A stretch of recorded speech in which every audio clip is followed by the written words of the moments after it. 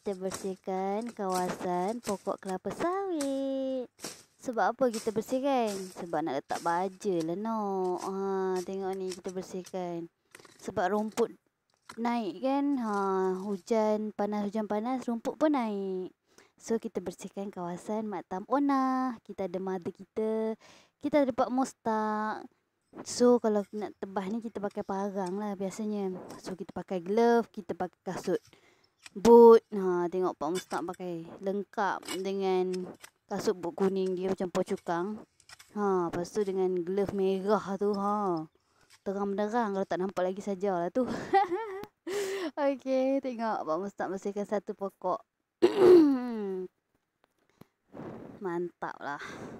So kat sini kita tengok, kita dah cerah nampak kawasan yang kita dah racun hari tu pun dah clear kan. So senanglah kita nak bersihkan.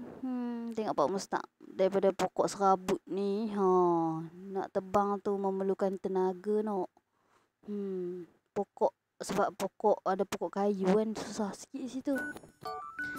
So next ada mother eye. Tengok pokok ni dilitupi dah dengan pokok-pokok menjala. Kau nak tengok before and after tak? Tengok ni before. After, tada, di-clearkan oleh my mother. Kita nak buah baja elok nanti. Ni kawasan. So kita rehat time. Rehat-rehat ni kita minum air lah. Sebab panas kan. Makan cucuk. Then sebelum balik tu kita tengok-tengok kawasan apa yang patut. So tu je lah.